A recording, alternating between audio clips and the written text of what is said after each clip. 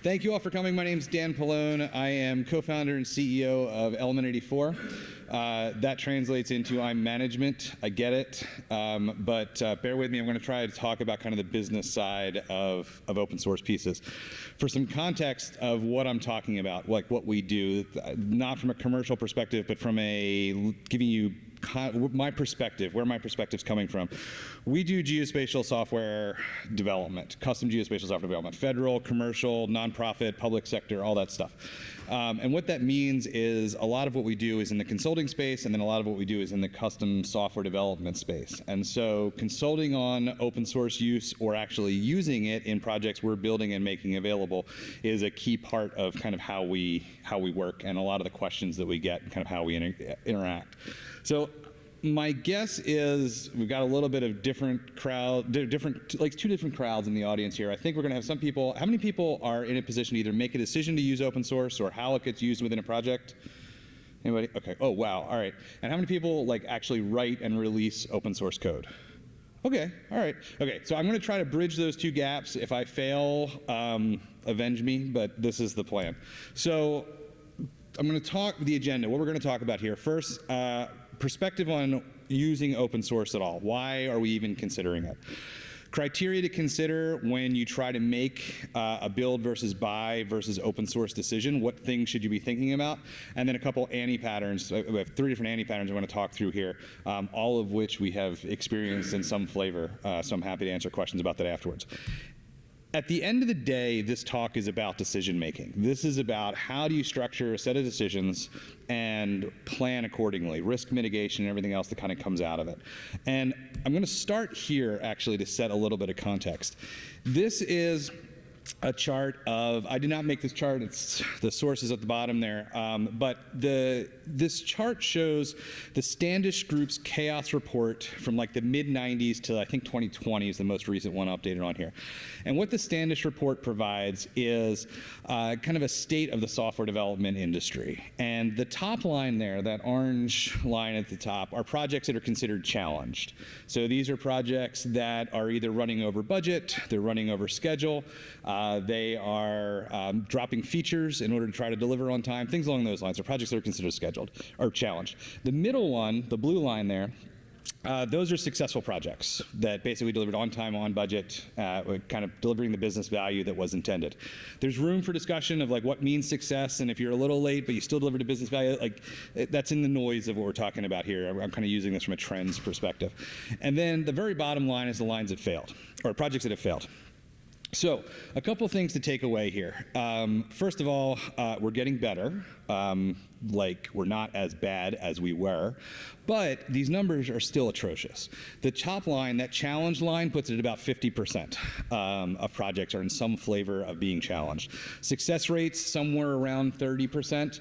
If you talk about the Project Management Institute, PMI numbers, they're a little more forgiving. You get up into like the 40-some-odd% of success rate, but it's in that neighborhood. And the failure rate puts it down around 20% in terms of projects that don't make it. A couple things to look at. First of all, across the top, this is not the point of this talk, but I can't let it go. Across the top are different software development methodologies. So the far left, where it's kind of in the yellow, hopefully it shows up on there, roughly right before 2000, is waterfall. And then around 2001, Agile comes on the scene. And then you get Scrum and Scrum Guide kind of thing. You get less safe as a process, and then you get to Safe 4.0. And really my big takeaway here is like, the process is not going to save you. The process is not, we've been through a number of these, and like, I mean, I guess we're less bad, but it's not great. It's not about the process. And if you look at some of the McKinsey numbers, they're even worse than this. McKinsey calls out that when you talk about large software projects in particular, and they define large as 14 million or more, large software projects, they turn into, I knew I was going to forget these actual numbers. Large projects run 45% over budget on average. That is their average miss, so almost 50% of their budget off. They are about 56% less business value for however the the company was measuring business value. It came in about half of what they were hoping to get out of it. And this is crazy. 17% of the projects went so badly that they threatened the existence of the company trying to do them. Like, it almost bankrupted the company in the course of trying to execute that. All right, so this is all like doom and gloom. We're going to get better. So one of the things, like, this isn't some brilliant revelation, but one of the things McKinsey talks about is that a good measure, a predictor of success is the size of the project. The smaller the project, the more likely it is to be on budget, on time, and actually deliver the business value. If you can get that project smaller, that's one of the best things you can do to make it successful. There's other criteria like experience of the team, et cetera. There's a bunch of other things to put in there, but small projects perform better. Okay, so then putting my business hat on, my question becomes, how do I make my project smaller? How can I eliminate writing as much custom code as possible? And this is where open source shows up for me. This is, I would argue, one of the biggest benefits of leveraging open source in your project, in your development cycle, is risk mitigation. So the question then becomes, okay, if you're willing to bring in open source, if you're interested in open source, there's a whole bunch of questions that fall out of that. But the first one I want to touch on is, how much responsibility are you willing to take on? At the extreme of not building the thing yourself or shrinking the project, you go to the buy side of this, right? Like, I'm just going to buy my solution, and it's minimal risk, minimal responsibility. But if we kind of look at the gradations in between, on the buy side, I think this is a happy place to be. If you're comfortable paying the all-inclusive payment, and I don't mean this in a bad way, I'm being sincere. If the cost of the software is tolerable and it meets your needs, man, why, go that way? That's the easiest, probably long-term cheapest way to get there. Build, at the other end of the extreme, gives you the most flexibility. It best fits, or likely will best fit what you need, but it can be a really lonely place. You're absorbing all of that responsibility of getting this right in all of the places that you're writing the code. And I would argue that open source kind of sits in the middle. An analogy I've used before is open source is kind of like joining a homeowners association. So you pool your money and you get this really cool park or playground at the park that it personally wouldn't have purchased, but there's now somebody who has an opinion on what color you paint your shutters, what grass you can use on your front lawn, where you should put your trash cans, right? So you're getting opinions, but you're getting kind of a little bit of that wisdom of the crowd, and you're sharing that responsibility. And that's my second kind of key point I would put here, is that I would argue that open source is a shared responsibility model. If you're familiar with in cloud security models, it's frequently talked to as a shared responsibility model. The cloud provider has some responsibilities to secure their pieces, and you as an application owner, an application developer, you have a set of responsibilities. I would argue open source has a very similar model that makes it all work. There's a shared responsibility between the developers, the open source community, and the organizations that are participating and leveraging it. All right, so back to this as a decision-making talk. How do we actually think about this? What are things you should be thinking about in deciding and kind of charting your path in open source? So here's a list of criteria. And none of these are mind-blowing. These are kind of the developer soul-crushing list, but these are, I would strongly suggest, even if these are obvious, even if you skim these and you're just yes, of course I have to think about scalability, whatever, have this conversation with your team or your architect or your team lead or tech lead or whatever the right people are that are involved in this, because this is what defines the shared context. This is, if you're familiar with Agile, there's this whole idea of developers being familiar with the project and working with stakeholders so that they can make reasonable decisions in the course of their implementation, right? This is that for open source selection. So cost implications. How much do you think this is going to cost to pull this off? What if we did it this way? How much we build this component versus an open source component? Does anybody know it, et cetera? Time to market. How much does that matter to you? How fast do you need to get this thing out the door? And what are you willing to trade to potentially do that? Customization flexibility. Where do you need flexibility? If you don't need any, buy is probably the better option, but presumably you need something here.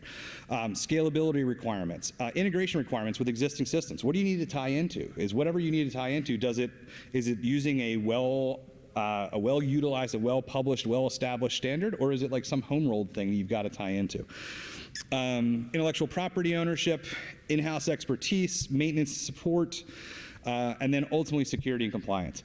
All of these have to factor into this discussion, and too often this big picture context that the application build is being done is lost when open source decisions are made. What's brought in, what's not used, what is used or what's not used. This context is lost. You've got to be on the same page. And frequently what I think you'll find is that you don't always really have all of the options available to you. So if I take this list and here, a hypothetical scenario, I've got a bunch of analysts and I'm trying to decide, do I write some custom code to do some processing for them? Do we buy a license to ArcGIS, or do we go grab QGIS? And kind of how do I think about this? If you look at some of these, some of these are going to just flag this is a bad plan. Don't build it in a lot of the cases. If you don't need the customization and flexibility, that's not a great route to go down. If you don't care about owning the intellectual property, it's probably not a great route to go down. Don't let yourself get lulled into the, oh, but then we have control, or then we own the code, or whatever those pieces are. A lot of times that matters, but a lot of times it doesn't either. So you really have to be on the same page with that. So I'm going to go back to my horizontal spectrum I was talking about, and I'm actually going to redraw it, and I'm going to argue it actually looks like this. I think you're actually always talking along kind of 3 axes at any point. If, using that fictional analyst example, the answer is we could just use ArcGIS, and in fact we already have an enterprise license and so on. Like you land here, like this is and it does what you need it to do. There's no need to get fancy there. If you're like, no, like we don't have a license yet, nothing else we have has anything Esri related to it, but I've got some folks who came out of school familiar with QGIS, okay, awesome, go that direction. But I think really for most of those are usually obvious. Most of the more difficult decisions live here. And this is the where do I live between build and open source. And that's where I think most of your pieces are going to go. And that's where I would recommend coming back to evaluation criteria. And when you get to these items in particular, time to market, scalability, integration, if it's a standard, that's why I flagged that one as maybe, in-house expertise if you don't have a lot of it, and security and compliance in particular, this is where it's going to push you, it should push you to open source. This is where you want to avoid the build decision as much as you can here, no matter how tempting. This is like the gremlins thing, like don't feed them after midnight, like no matter how much they whine, no matter how much they beg, like don't go that route if you don't have to. Rarely do you actually reap the rewards of an in-house implementation versus something that kind of has the wisdom of the community and the scars. It's let someone else feel that pain and build those things and incorporate that expertise into the solutions. So when you get here, all right, so we're kind of in this, blue, whatever color that is, bubble there. We're somewhere along that spectrum. Well, now you start talking about how do I actually integrate with open source? How do I think about this? And not all open source is created equal, and I don't mean from a quality perspective, but just from an approach perspective. There are some things that are just straight up complete solutions. QGIS, GIMP, maybe Kubernetes, depending on what it is you're trying to do with Kubernetes. But these are things where it's like the right answer is just pick it up, use it, move on with your day. There's not a lot of there's not a lot of nuance that you really need to worry about there. But depending on your customization needs, your flexibility needs, maybe the right answer is, sorry, I should have started this. You want to go top to bottom. I would argue you should go top to bottom. If you can find a solution that just does your thing, go there. Great. If you can't, and you need some amount of flexibility, drop down a level. Now we're talking about deployable services with APIs and frameworks, things like Stack Server, StackFast API. Terraform, React. This is where these are opinionated pieces of software. They do most of what you need them to do out of the box, and you do that little bit, you get that last mile, little bit of custom development you need to do to make them work, but you architect accordingly to make that happen. If you can't get there, Then you go down another level. You get into components and libraries. Now we're talking PyStack client, Stack Tools, Pandas, Czar. These are things that are going to give you low-level capabilities, fundamental capabilities, which you don't want to have to implement yourself, but you've got to string these things together to produce the higher-level solution that you're actually trying to get to. Again, think about this from an architecture perspective. Architect with the intent of leverage. If you're going to leverage open source, architect with it in mind. Don't retrofit it. Don't build great-looking boxes and then come back and say, let's see if we can find something that fits this box. Start from the other direction if you need that kind of capability. And then lastly, this is worst case, and it's only on here because I feel like I have to say it. If you have to, then you can build, leverage an open standard, leverage an open specification, and potentially build the thing you need to do against that. Don't build your own spec. Don't build your own API. There are bodies everywhere in that process. If you get to that point, go there. But I was actually thinking when I was writing this, I was like, well, okay, so if you have to deploy your solution into Minecraft using Redstone, maybe you need to implement your own thing. And then I found this, and no, there's a module for Minecraft that is HTTP aware and provides REST API into from Redstone. I was like, all right, so don't do that. So I really don't have a great case. Somebody has implemented pretty much anything you want to do except for the application into your business, your native business that you actually care about. All right, now this is where the truth comes out. So let's talk about Annie patterns. We've lived through all of these in some flavor. The first one I call knife and fork. So in the knife and fork scenario, you've decided to use open source, and you are making minor changes, or what you think are minor changes, to the open source project. You're fixing a bug, you're changing a dependency, you're introducing this cool little feature.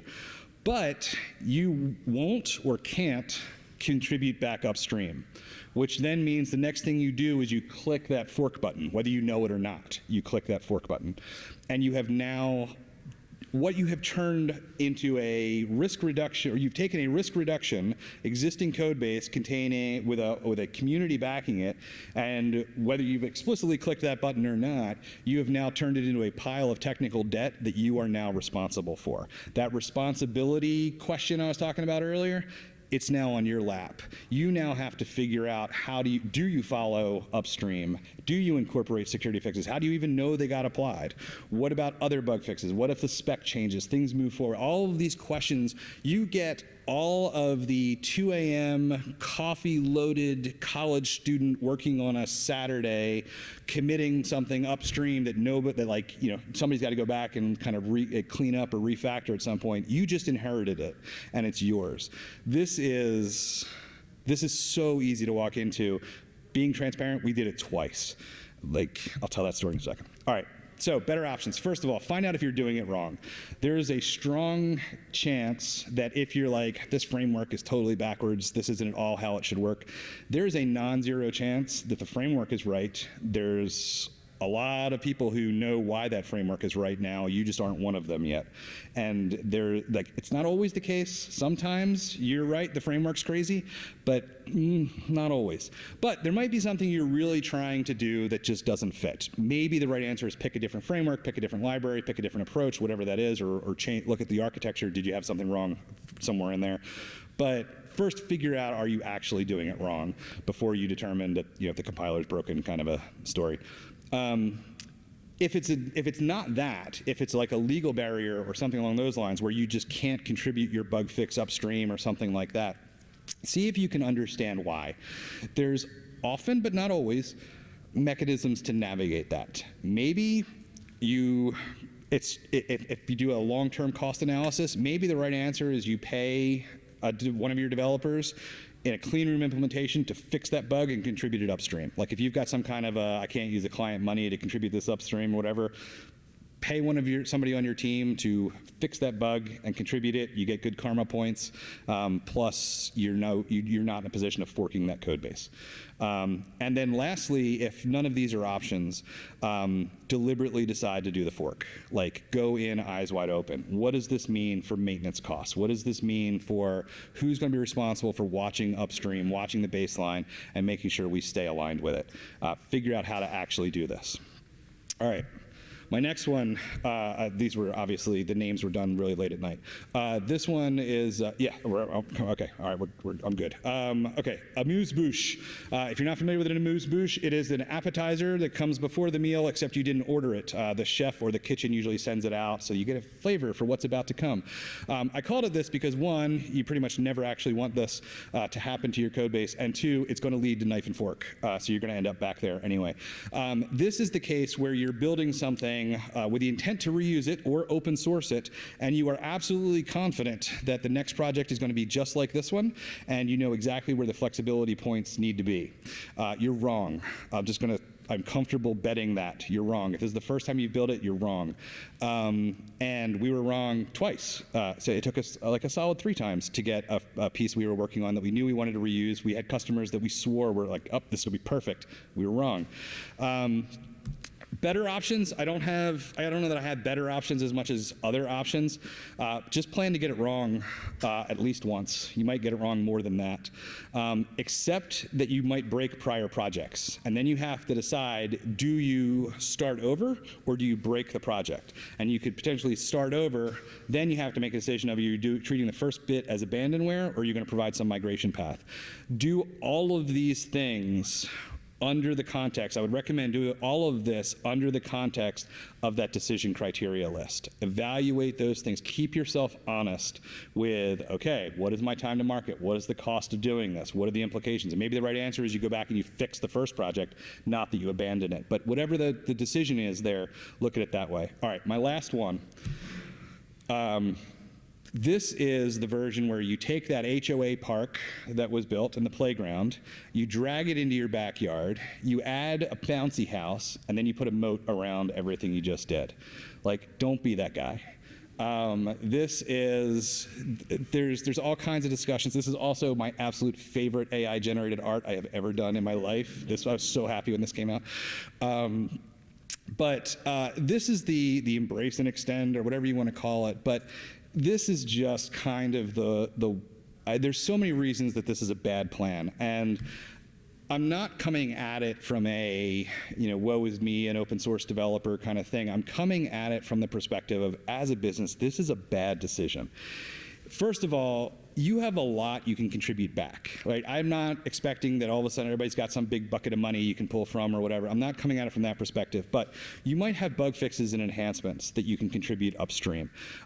You have paid developers on your team that now are working on this and have expertise in this project. They can help in some way, like give them some space, and it's mutually beneficial. I'll talk about that in a second. You have management and leadership skills. You have mentoring capability from the business perspective of this project, what's working, what's not, how's it actually cost, what's the cost model look like in production. There's all kinds of stuff that you probably have that the original team or the community may not have access to. Sponsorship, swag, office space. Let them have a meetup in your office. There are so many ways to engage with the community, the business perspective. Okay, and what do you get out of it? On the other side of this, you're now influencing the project. You're plugged in with the leaders in this field who are working on the very code you're using. And so purely selfishly, from a recruiting perspective, you're potentially talking to a bunch of people that understand your domain and know your stack before you even hire them. So there's a lot of pieces in there. You get early warning into issues that could affect you downstream, right? Is this project about to fork because the 2 primary leads can't stand each other and have 2 different visions of where this project's about to go? You want to know that so that you can plan accordingly on your roadmap. And then lastly is that wisdom of the cloud piece. There's a lot of decisions that were made. If you're using that open source, you're obviously making a decision, this is good, it has expertise in it. There's a lot of history as to why something was or wasn't done a certain way. And this gives you an opportunity to pick that up that you're not going to find just from the latest commit at the tip of the code base. All right, that's my talk. Summary points. I am happy to answer questions. I'm right at 3:55, so I'm going to stop. Thank you. Oh, yeah.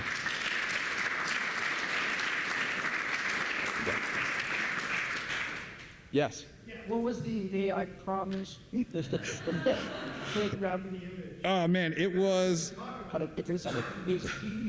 I believe I will find it for you, but it was something along the lines of an evil layer surrounded by a moat with a playground and a pink bouncy house out front. I think that was what I used. And man, this was the first one to spit out, and I was like, I've done these slides. I'm out. So I'm so happy. All right, oh, sorry, another question? Yeah. This question is going with evaluation criteria. I like that this a lot. A lot of those are obviously like pretty specific to the company. Some of them are like shippable and like reusable, like security requirements where you can decide. Like, how would you describe like incentives for a company that is using on this course to share back this value during that lead time with them? Oh, I think it's a great idea. I don't know that I have any guidance other than I think it's a really cool idea. We'd have to find some place to like put it that we can share that information. I guess, I don't know if I said this earlier, but your question made me think of it that, sorry, I should have repeated the question. Could we potentially share some of the evaluation done on this for other companies and kind of get some of that information out there about how that decision was made or why a decision was made based on criteria?